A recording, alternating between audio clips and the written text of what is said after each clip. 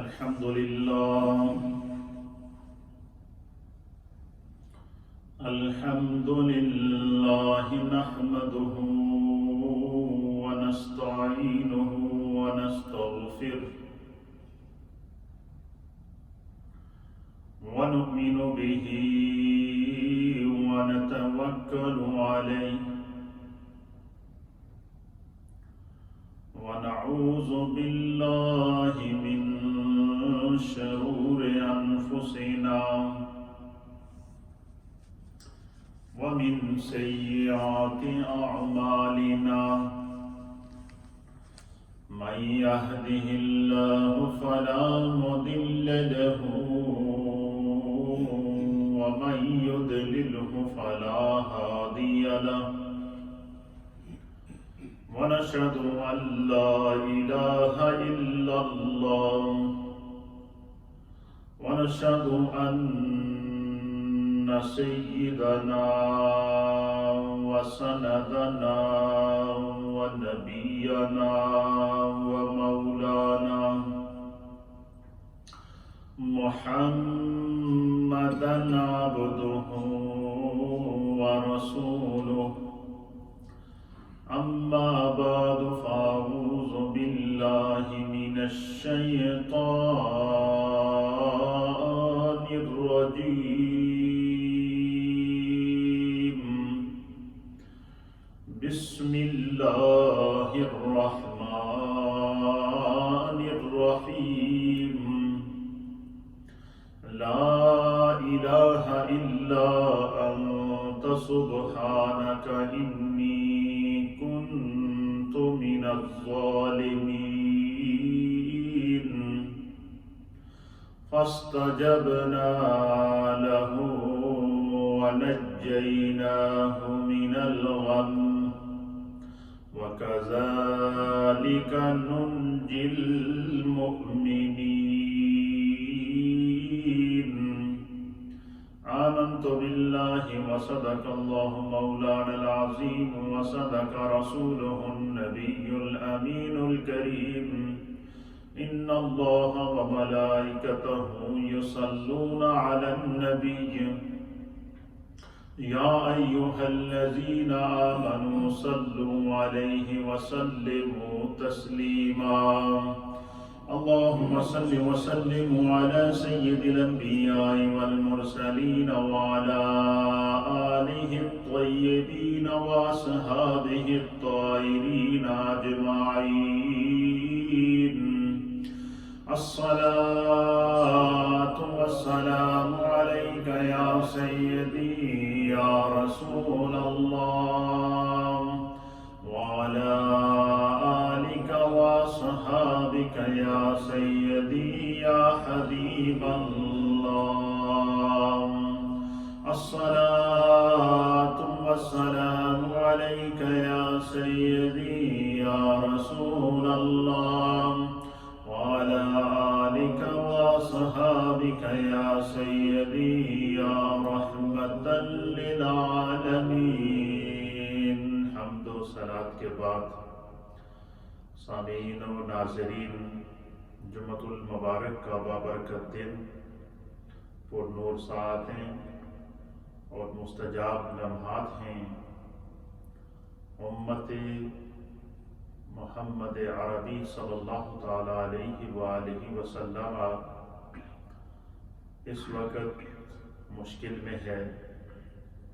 Hall world آزمائش ہے خدا کی پکڑ ہے پوری دنیا میں لاک ڈاؤن ہے انسان بے بس ہے بڑی سی بڑی ٹیکنالوجی سرنگوں ہے دنیا کی میڈیکل سائنس اور میڈیکل ریسرچ بھی سر جھکائے بیٹھی ہے کیونکہ انتقام قدرت کے سامنے یا قدرت کی پکڑ کے سامنے اللہ رب العالمین کی آزمائش کے سامنے انسان کی تدبیریں ناکام ہو جاتی ہیں جب ہم قرآن حکیم فرقان مجید کا مطالعہ کرتے ہیں تو قرآن ہمیں امم سابقہ کی نافرمانیوں کی وجہ سے، غفلتوں کی وجہ سے، آزمائشوں کی وجہ سے، نافرمانیوں کی وجہ سے جو خداوند قدوس نے امم سابقہ کی پکڑ کی ہے، اللہ تعالیٰ قرآن میں ان کی ایک ایک نافرمانی کو بیان کرتا ہے، ان کے ایک ایک ظلم کو بیان کرتا ہے، ان کے اجتماعی گناہوں کو بیان کرتا ہے، اور اجتماعی طور پر من حیث الاقوام ان امم نے جو خداوند قدوس کی نعمتوں کے ہوتے ہوئے، اللہ کے انبیاء کے ہوتے ہوئے، جو انہوں نے خدا کے دین اور اللہ کے نبیوں کی نافرمانیاں کیں، قرآن نے ان مناظر کو قصص القرآن کے نام سے بیان کیا ہے۔ ان میں سے بعض قصے اور ان کی سزا اور ان کے اوپر آنے والے عذاب اور ان قوموں کی نافرمانیوں کو قرآن بیان کر رہا ہے، اور یہ تواتر کے ساتھ ہر دور کے کم و بیش 1.25 لاکھ انبیاء اور مرسلین اس دنیا میں آئے، ہر دور کے اندر جس جس قوم کے لیے جو اللہ کا نبی آتا رہا، وہ اس قوم کو ہدایت اور رہنمائی کی طرف بلاتا رہا، مگر انسان دنیاوی عیاشیوں کی وجہ سے، یا دنیاوی مال و دولت کی وجہ سے، یا دنیاوی اقتدار اور اختیار کی وجہ سے، یا دنیا کی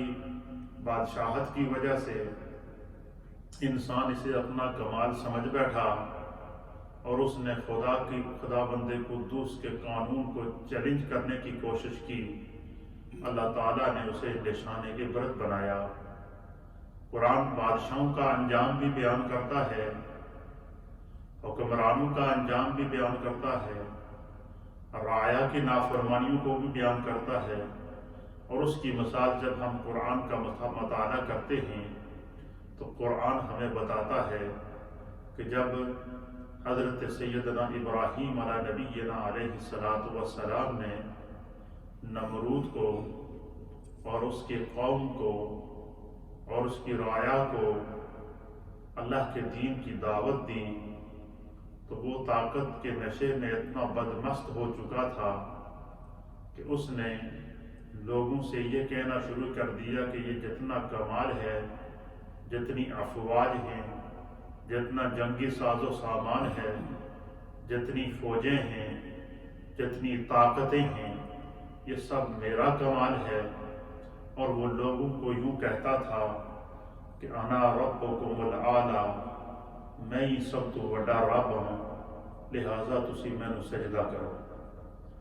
جب اس حد تک اس کی نافرمانی بڑھ گئی تو حضرت ابراہیم علیہ نبینا علیہ السلام تنہا اس کے سامنے آئے اور اسے خدا کے دین کی دعوت دی، لیکن وہ بجائے اس کے کہ توبہ کرتا،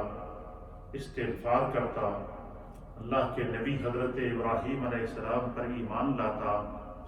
اس نے کہا کہ میں سپر پاور ہوں، میں طاقت میں ہوں۔ اس نے حضرت ابراہیم علیہ السلام کی بات ماننے کے بجائے ڈائریکٹ اللہ کے نبی سے اور خدا سے جنگ شروع کر دی۔ اللہ کے نبی حضرت ابراہیم کے لیے آگ کا الاؤ جلا کر ان کو آگ کے اندر ڈالا گیا۔ قرآن اس منظر کو بیان کرتا ہے کہ اللہ تعالیٰ نے آگ کو حکم دیا، یا نار کونی بردم وسلاما علی ابراہیم، اے آگ تیرا کام تو جلانا ہے،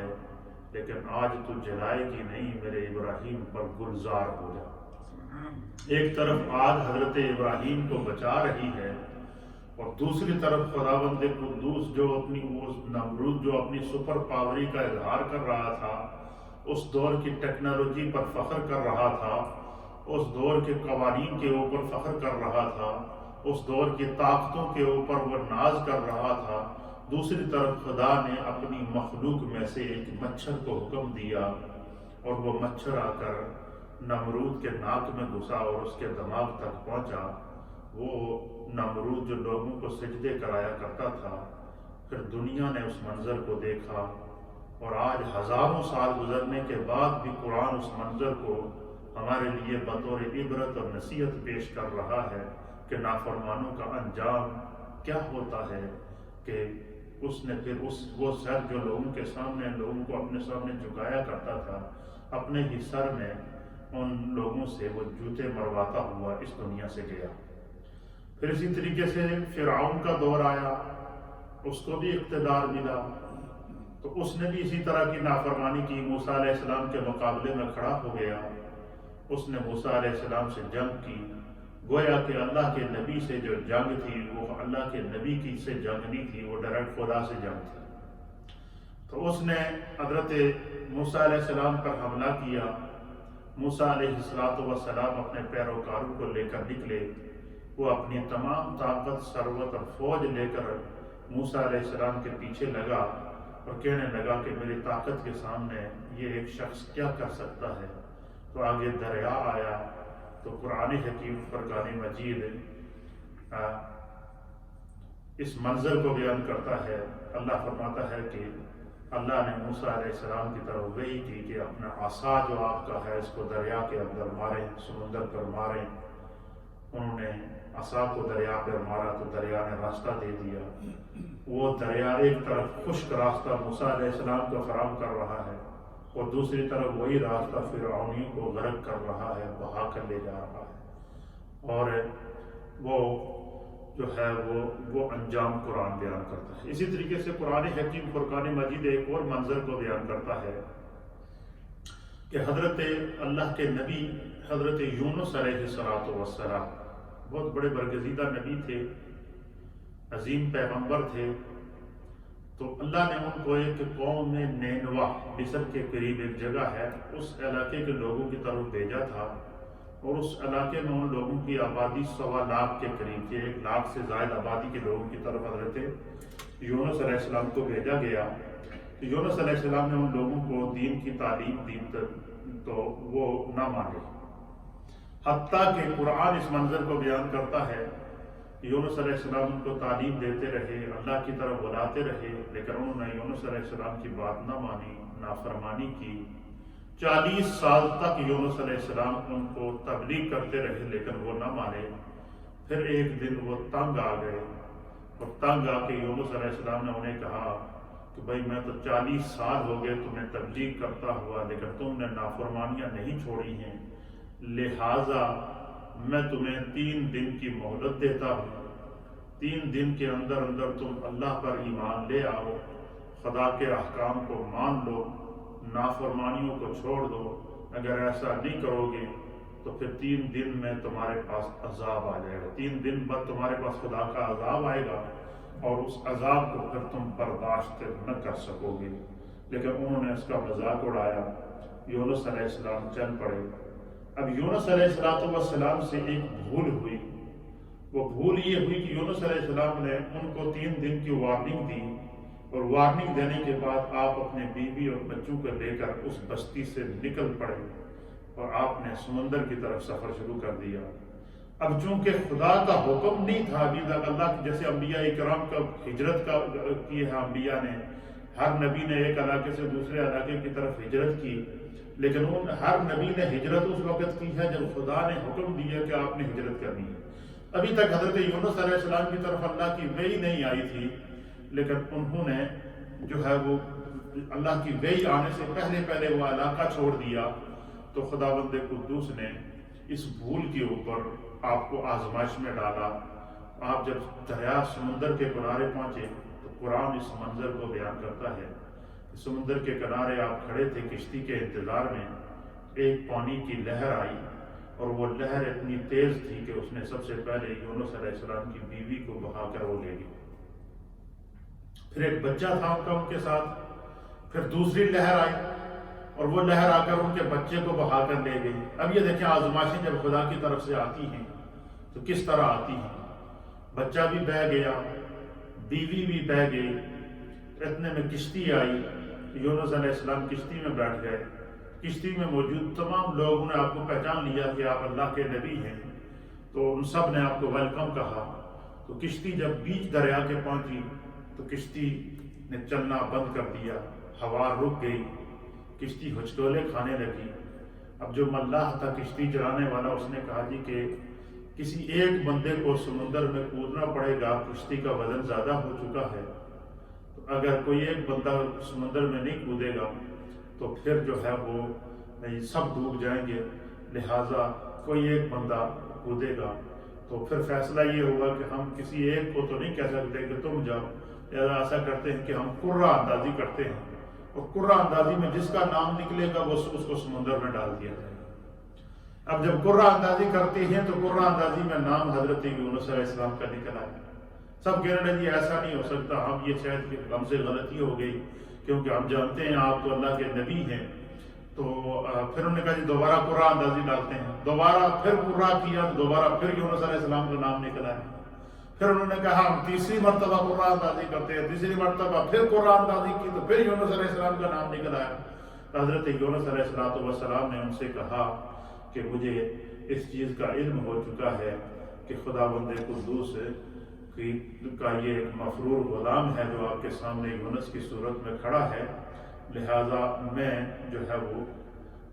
جاؤں گا۔ تو آپ جیسے ہی کشتی کے کنارے پر گئے تو اللہ نے ایک مچھلی کو حکم دیا جس کو قرآن نے حوت کے نام سے بتایا ہے، اور مفسرین نے اس مچھلی کا نام لکھا ہے کہ اس کا نام نجم تھا۔ تو وہ مچھلی باہر آئی اور اس نے جیسے یونس علیہ السلام دریا کے کشتی کے کنارے کھڑے ہوئے تو مچھلی نے آ کر ان کو نگل لیا۔ مچھلی نے جب ان کو نگلا تو اللہ نے مچھلی کو پہلے ہی حکم دے دیا۔ قرآن اس منظر کو بیان کرتا ہے کہ میرے یونس کو تم نے نگلنا ہے، لیکن اس انداز سے نگلنا ہے کہ ان کے جسم کے اوپر کوئی خراش تک نہ آئے، ان کو کوئی تکلیف نہ ہو۔ اس مچھلی نے یونس علیہ السلام کو نگل کر وہ جیسے ہی سمندر کے اندر گئی، خدا نے اس سے بڑی مچھلی کو حکم دیا کہ تو اس مچھلی کو نگل لے۔ پھر اس مچھلی کو نگل لیا جس کے پیٹ میں یونس علیہ السلام تھے۔ قرآن کریم فرقان مجید اس منظر کو بیان کرتا ہے کہ حضرت یونس علیہ السلام کہتے ہیں کہ میں جب مچھلی کے پیٹ میں چلا گیا تو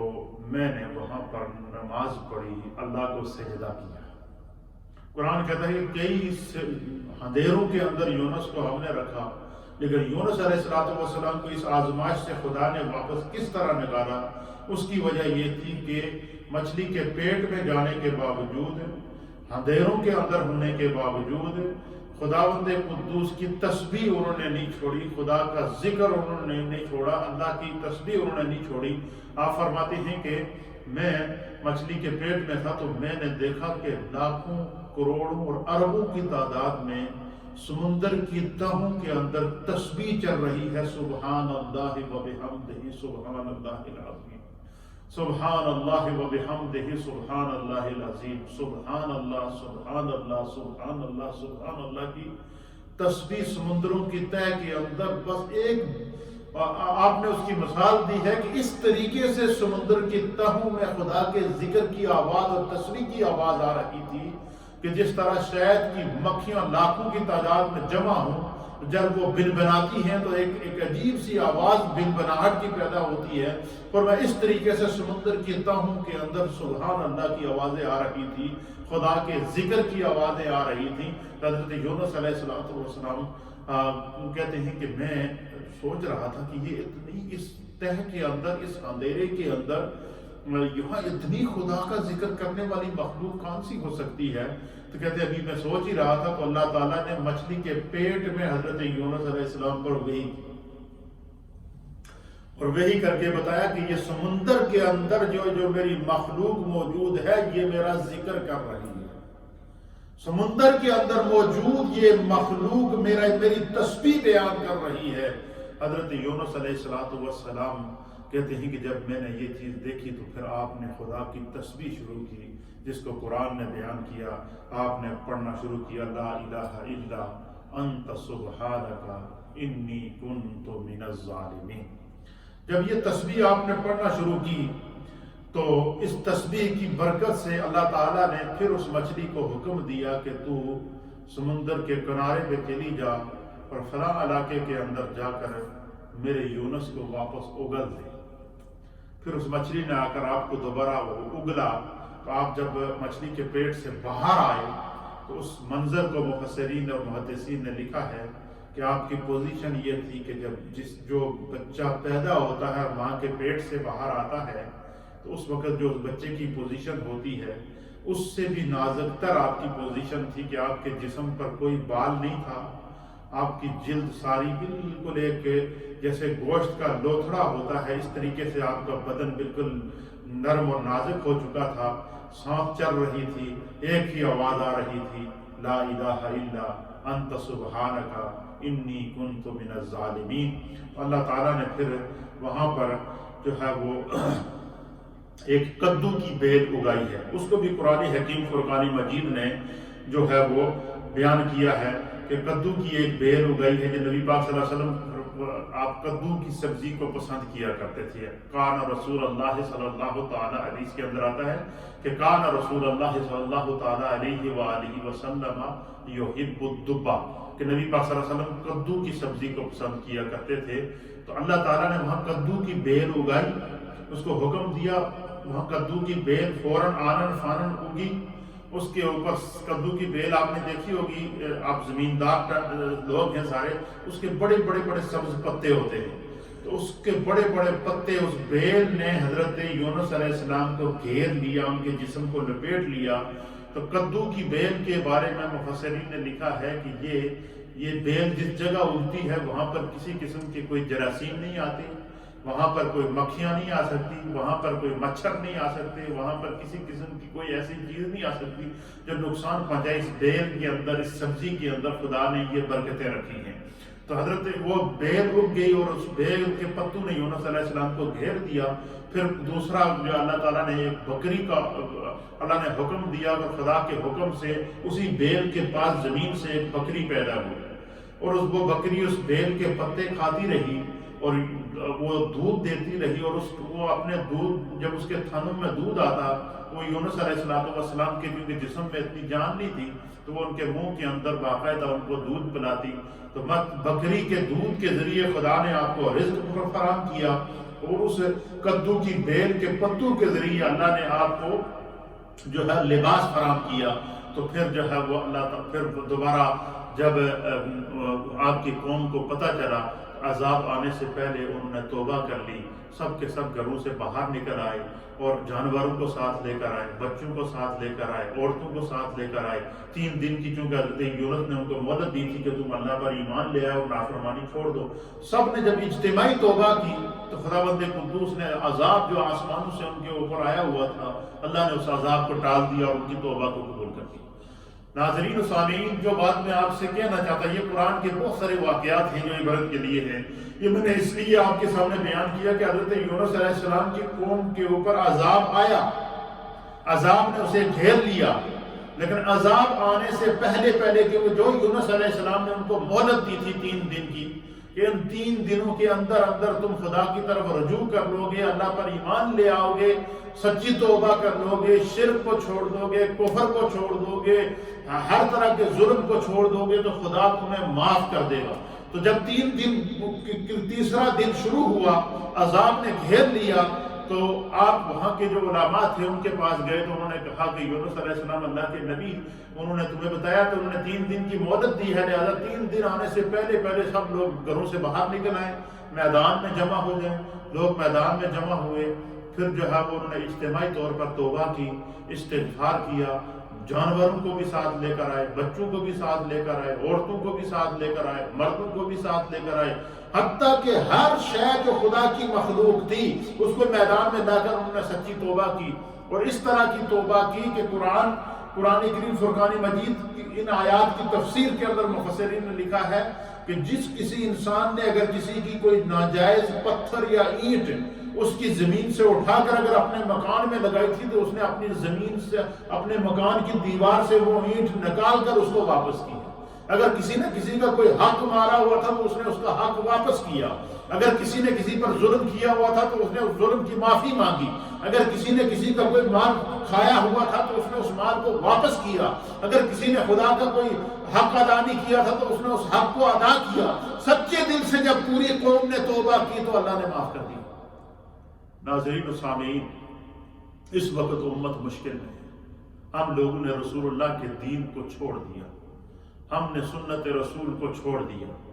ہم نے دین کے اوپر عمل کرنا چھوڑ دیا، ہم نے دنیاوی مال و متاع اور دنیا کی جو عیش و عشرت ہے اس کی طرف تو توجہ دی، لیکن خدا کے قرآن کو ہم بھول گئے، ہم خدا کے دین کو بھول گئے، ہم رسول اللہ کی سنت کو بھول گئے۔ تو اللہ تعالیٰ نے ہمیں اس وقت کرونا وائرس جیسی آزمائش میں ڈالا ہوا ہے، لیکن اس وقت بھی توبہ کا دروازہ اس مالک نے کھلا رکھا ہے۔ رمضان المبارک کی آمد ہے۔ رمضان سے پہلے اللہ نے ہمیں شعبان کا مہینہ عطا کیا، شعبان میں بھی شب برات جیسی نعمت عطا کر دی۔ ابھی بھی ایک ایک دن ہمارے لیے مغفرت کا دن چل رہا ہے، بخشش کا دن چل رہا ہے، عطا کا دن چل رہا ہے۔ میری تمام امت مسلمہ کی خدمت میں گزارش ہے کہ اجتماعی طور پر توبہ کی ضرورت ہے۔ تمام مسلم ممالک کے بادشاہوں اور حکمرانوں کی خدمت میں گزارش ہے کہ تمام مسلم حکمران، جیسا کہ میں پہلے بھی اس تجویز پر پیش کر چکا ہوں کہ تمام مسلمان حکمران اس وقت سب نبی پاک کی بارگاہ میں جمع ہو کر، جانیوں کے سامنے کھڑے ہو کر رسول اللہ کی بارگاہ میں سچی توبہ کر کے اللہ کی طرف رجوع کریں۔ میرا اعتقاد اور ایمان ہے کہ خدا ہمیں اس وبا سے نجات عطا فرمائے گی۔ اس کے علاوہ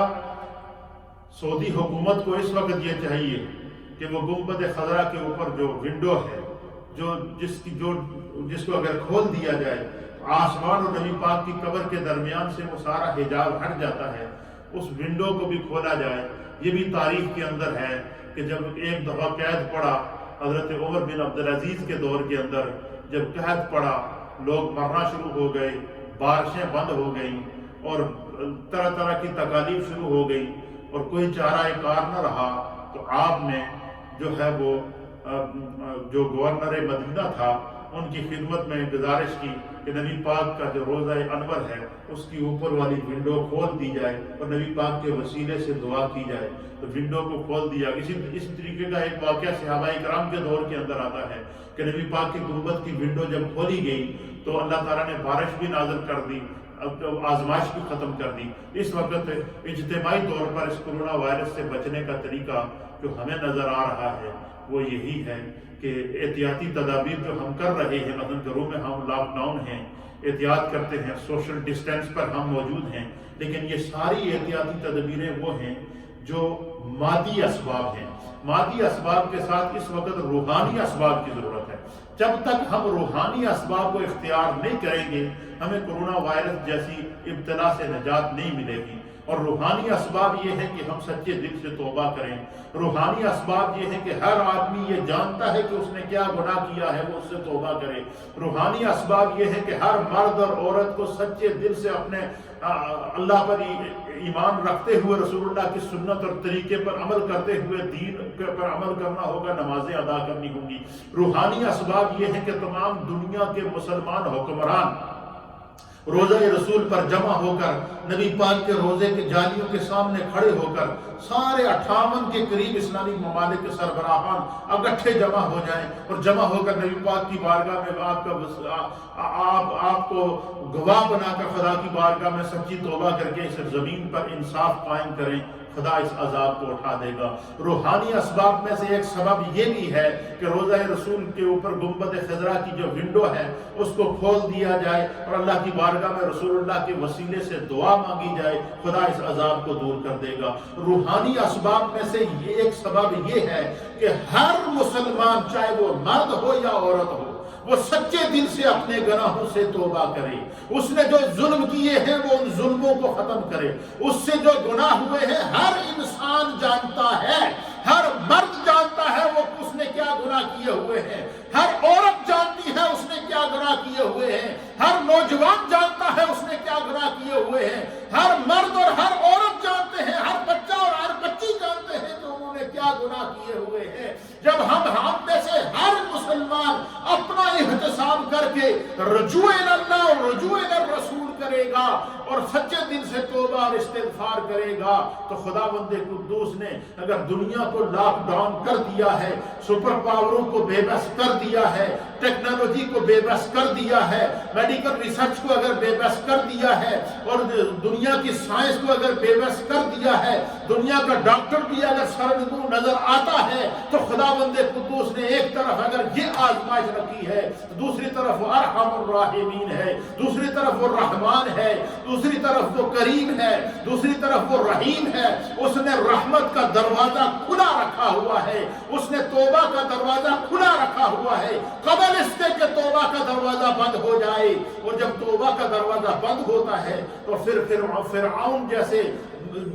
جابر اور ظالم کو خداوند قدوس قیامت تک کے لیے نشان عبرت بنا دیتا ہے۔ اس دور کا تو ایک فرعون تھا، آج روئے زمین کے اوپر جتنے بھی حکمران ہیں ان کے اندر فرعونیت نظر آ رہی ہے، ان کے اندر نمرودیت نظر آ رہی ہے، ان کے اندر ظلم نظر آ رہا ہے، ان کے اندر جبر نظر آ رہا ہے، ان کے اندر ماؤں بہنوں کی عصمتیں اور عزتیں لوٹتی ہوئی نظر آ رہی ہے۔ اس کی مثال آج کے دور میں ہمارے سامنے کشمیر موجود ہے، جو 8 مہینوں سے لاک ڈاؤن کے اندر ہے۔ 70 سال سے کشمیر کے مائیں اور بہنیں، نوجوان اور بزرگ آزادی کے لیے اسٹرگل کر رہے ہیں، اپنی قربانیاں دے رہے ہیں۔ ماؤں اور بہنوں کی عصمتوں کو وہاں پر اعلانیہ طور پر لوٹا گیا ہے، اجتماعی قبور بنائی گئی ہیں۔ فلسطین آج ہمارے سامنے موجود ہے، فلسطینیوں کے اوپر جو اسرائیل کا ظلم ہے وہ کائنات کے سامنے موجود ہے۔ روہنگیا کے مسلمانوں پر کیا جانے والا ظلم موجود ہے۔ یہ تو صرف مسلمانوں کی میں بات کر رہا ہوں، اس کے علاوہ بحیثیت انسان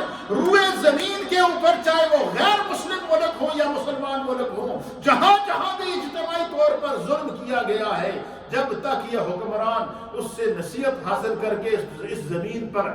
امن قائم کر کے انصاف قائم نہیں کریں گے اور سچے دل سے اپنے رب کی طرف رجوع نہیں کریں گے تو یہ کورونا تو کچھ بھی نہیں ہے، پھر اس سے بڑی آزمائش کا ہمیں سامنا کرنا پڑے گا۔ اللہ تعالی ہمیں اس آزمائش کو سمجھ کر اس پر عمل کی توفیق عطا فرمائے۔ وآخر دعوانا ان الحمد للہ